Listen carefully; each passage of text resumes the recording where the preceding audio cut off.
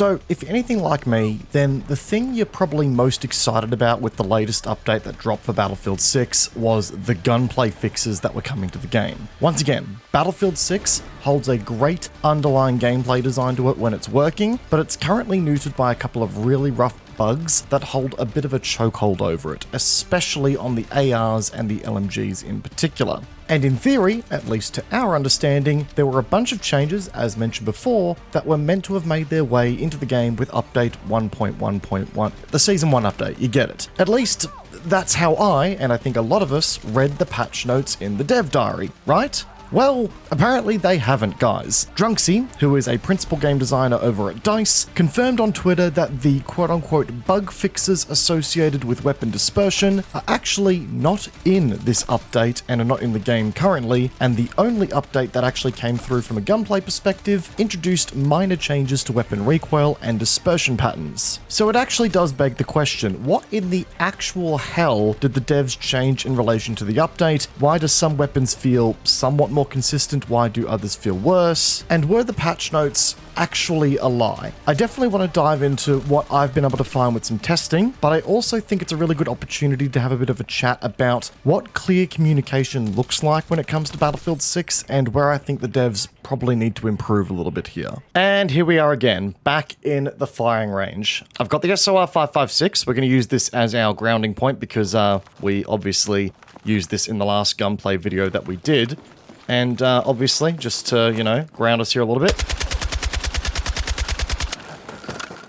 That's the spread right there, post-update. You can probably see a very slight improvement to the early game spread, and I think it tightens up a little bit more in the later stage of the burst here. So I think that is a change as a result of the update. Now, let's do the test.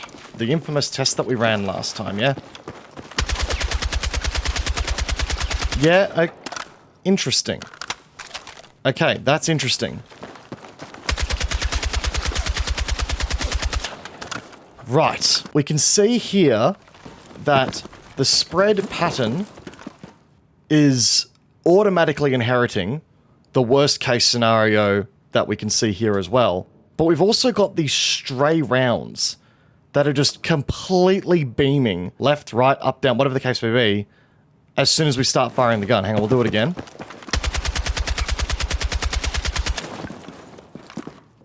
There it is. Holy smokes, look at that.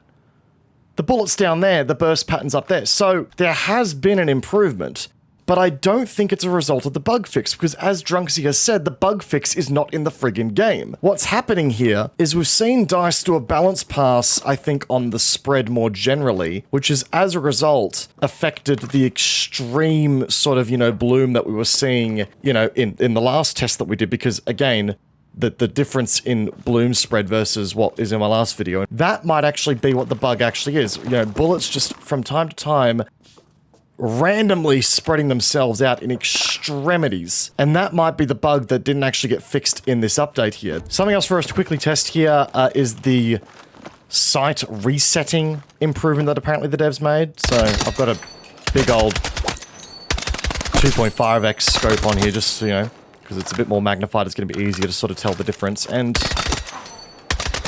I think there has been an improvement made here. I feel like the sight is resetting a little nicer, so I'm confident in saying that that has been improved. So with all that said and done, there is certainly some weirdness happening after this update, right? There's not an insanely material difference at play when the gunplay is working as intended against our last test, which is a good thing, I think. Because when working as intended, I actually think the balance is still pretty solid between all the weapons out there, and given that the gunplay has not been working as intended for a while now, it's difficult for us to make balanced decisions and balanced changes based off of what is essentially a broken testing environment. As we also said there, I think reticle resettling has certainly seen some improvement since the last version of the game, but I mean, there's still some extremely weird behavior here that sees not only a single round or two just darting completely off into the wilderness for no reason whatsoever, but we still see inherent inaccuracy being carried over from a sprinting or a sliding state as well, which I believe was the focus of one of those bug fixes as well. It is worth pointing out though that by the same token, that there is a difference in how extreme that effect is between our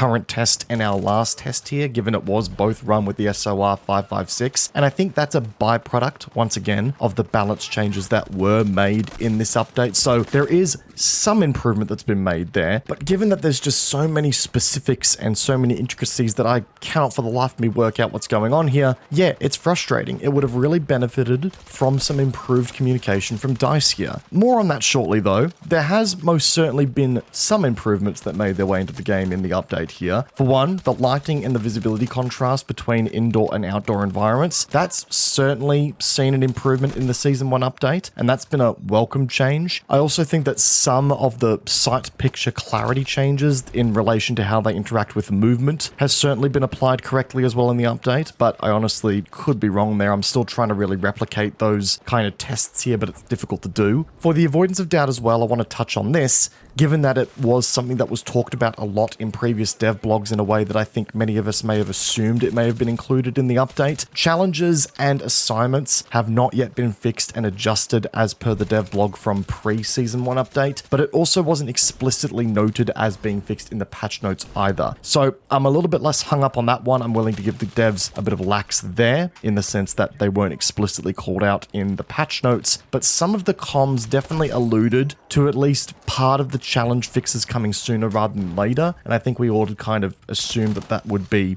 this update rather than another one down the track. And look, there has been some explanation as to what's gone wrong here. Basically, the devs have come out saying that update 1.1.1.0, or the Season 1 update, was sort of delivered to consoles and to service providers quite some time ago. It's been finished for quite some time behind closed doors, and once that goes out for distribution, they can't make any more changes to it. So obviously, the update was done, I imagine, prior to the game's release or very close after, and then the bug fixes started happening after the fact and after we got some time with the game.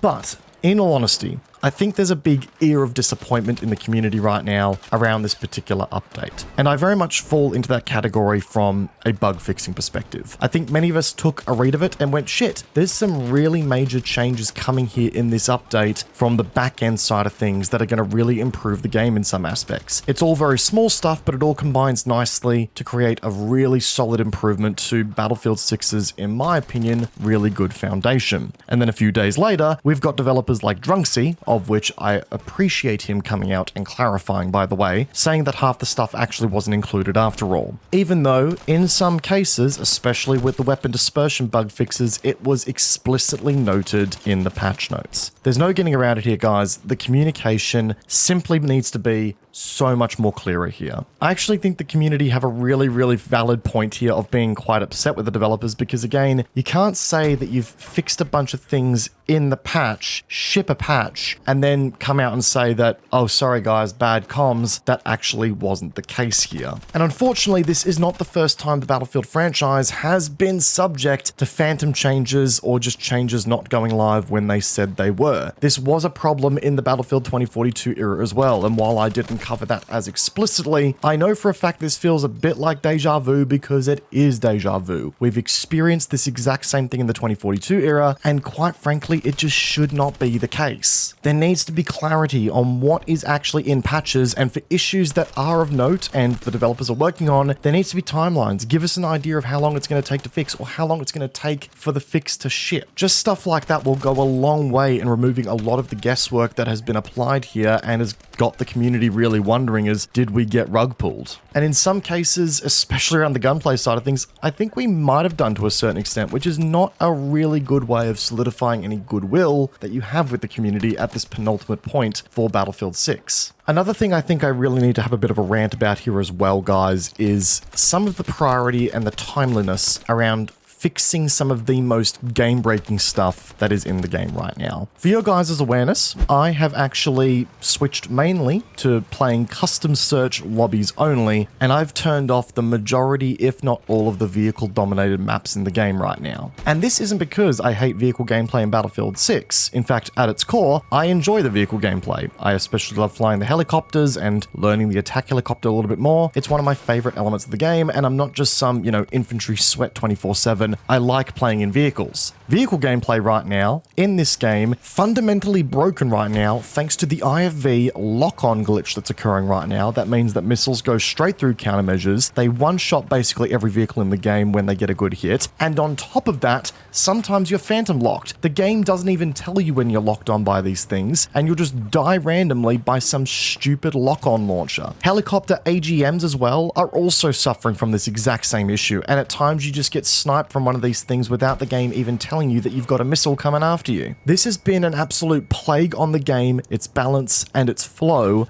since it got discovered by the community. Now, we know that DICE are very capable of shelving certain gear items from the game, vaulting them completely until they work out what the problem is. They did this with the jet lock-ons that were also bypassing all forms of countermeasures. Why the hell is this still in the game? The moment that, and I'm going to name and shame here slightly, Jack Frags released that video using the bug and putting it out there for the world to see, this tech should have been vaulted. I don't care if that means you vault the laser designator. I don't care if that means you vault, any AGMs of any kind that take advantage of painted targets and cause this bug to exist. This should not be in the game 2 to 3 weeks since it was discovered. I'm going on a bit of a rant here, and I'm doing this out of respect to the devs and trying to be as constructive as I possibly can here, but the fact that such a game-breaking bug has been left to sort of rot the gameplay flow of this game for quite some time now, and that we've got bug fixes that have been advertised as coming to the game in a certain patch not actually coming through. It's the kind of stuff that takes the wind out of the sails of what is otherwise a really good start to a really solid game here. I still believe that Battlefield 6 is an